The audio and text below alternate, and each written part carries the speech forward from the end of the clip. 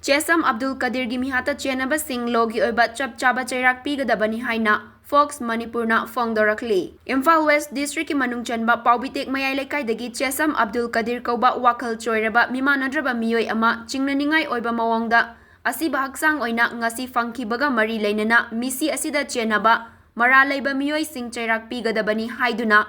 penadraba miyamna changsilakpa khongjangda Federation of Civil Society Organization Focs Manipurna moral support tawbaga loinana Chesam Abdul Kadir misida Chennaba miyoi sing maralgi matunginna logi oiba Chap-Chaba thabak athubada state asigi home department na laukhatuna misi asigi achumba wayel justice miyamda fanghangadabani amadi laikhidraba imung manungna nanghauriba awabada saruk yaba fongdokchari loinana awaba nanglaba imungda State lengakna matik chaba compensation piduna imung manunggi awabada mateng pangbigadabani hairi. Loinana state government ki mari lainaba machinery singna thodok asilum na laubaga loinana mara laiba sing logi ahoba thiduna nanthokidana ba hotnabana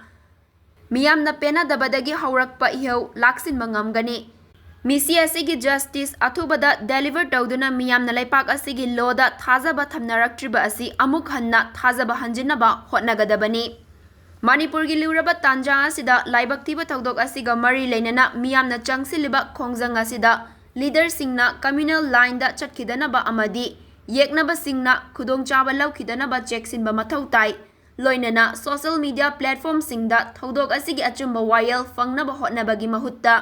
emotion da chatuna communal line da punanaba hotnaroidabani amasung Yalhaungaidagi khundaminaraklaba aikoi maselgi marakta wakal taminaduna state asigi apunbagi saktamda kairakadaba wafam sing thamloidabani haina Focs Manipurgi Secretary Information and Public Relations Neris Mangang na thokpa cherolamana fongdorakli